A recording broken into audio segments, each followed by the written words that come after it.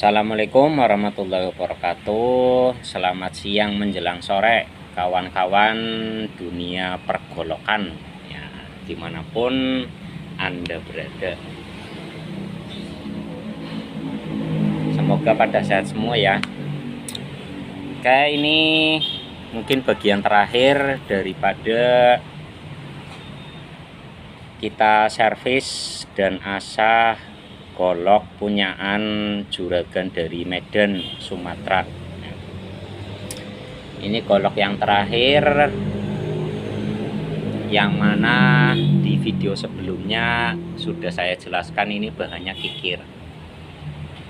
Ya, ketika awal mau menservis golok ini, dugaan saya sih hasilnya bakal memuaskan sekali ya, karena saya coba dari suaranya juga sering gitu ya, seakan-akan berbunyi ting ting gitu ya, menandakan sepuhannya itu tua ya. Jadi saya kira golok ini bakal ya hasilnya wow gitu ya, cuma agak sedikit gimana ya, ya kurang puas lah, boleh dikatakan kurang puas. Dari awal proses sudah kita usahakan semaksimal mungkin sebisa saya ya. Jadi tadi yang asalnya goloknya itu masih kurang ramping ya, yang mana asalnya ini kan yang dirampingkan cuma setengah badan bila ya, setengahnya ke atas itu tidak. Jadi kita sudah proses merampingkan dulu. Kita rampingkan di kedua sisi badan bila, sudah kita rampingkan menggunakan mesin ya, tidak manual, karena kalau manual prosesnya butuh berhari-hari pastinya ya, sangat pegel lah. Kita rampingkan menggunakan mesin, namun kita usahakan agar sepuhan tetap terjaga, tidak sampai menjadi muda ya, dengan cara atau teknik yang sudah saya jelaskan di video sebelumnya lah.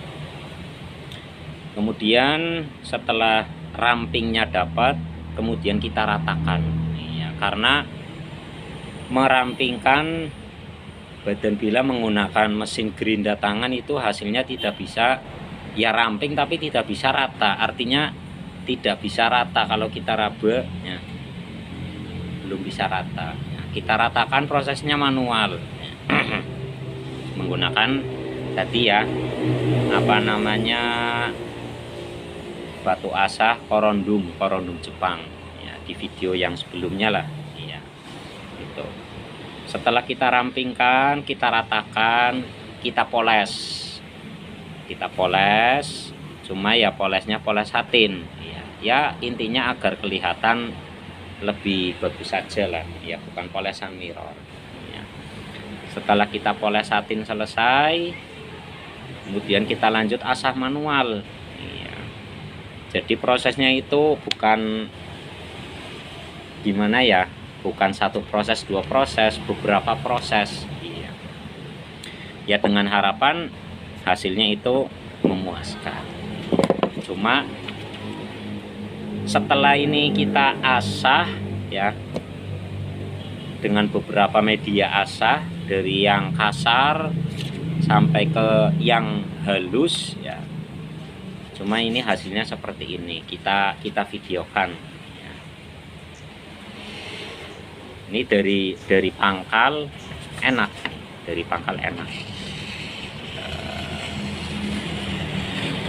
Nah, mulai di sini terasa kurang mulus ya, jadi mulai bagian sinilah kurang lebihnya ya, sini mulai terasa kurang mulus. Itu yang membuat agak pusing ya, agak kecewa juga ya, ya. Kalau menurut pengamatan saya sih, berdasarkan pengalaman, ini kasusnya sama seperti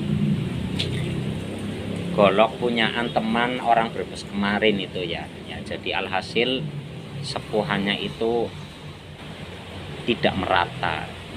Jadi di bagian sini sepuhannya itu ketuaan. Berbeda dengan yang di bawahnya ini. Kalau di bawahnya ini sepuhannya pas.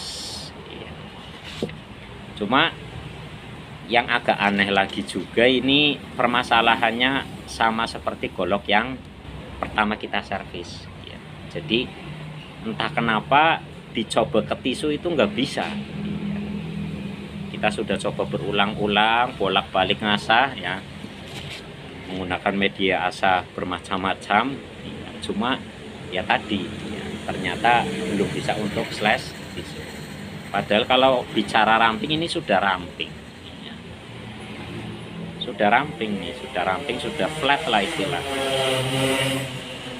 Jadi ini maksimal hanya bisa untuk iris tisu, untuk iris plastik ya, maksudnya untuk iris plastik ya. Untuk iris plastik saja. Kalau untuk plastik itu lancar.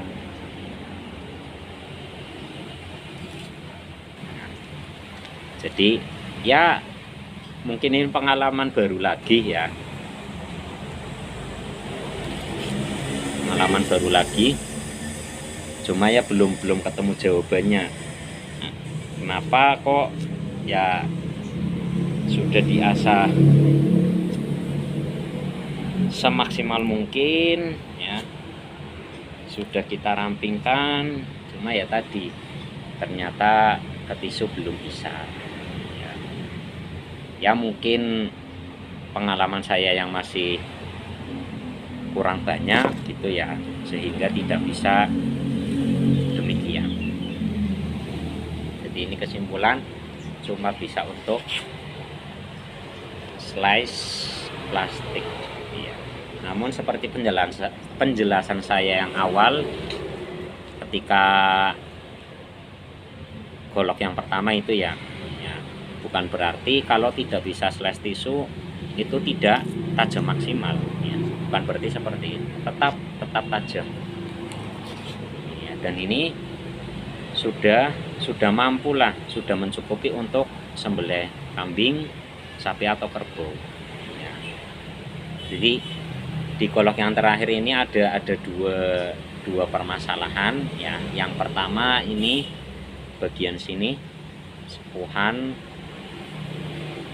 terlalu tua ya. Jadi di tes ke kertas pun tidak bisa mulus, masih ada bunyi seperti itulah, tidak bisa mulus ya.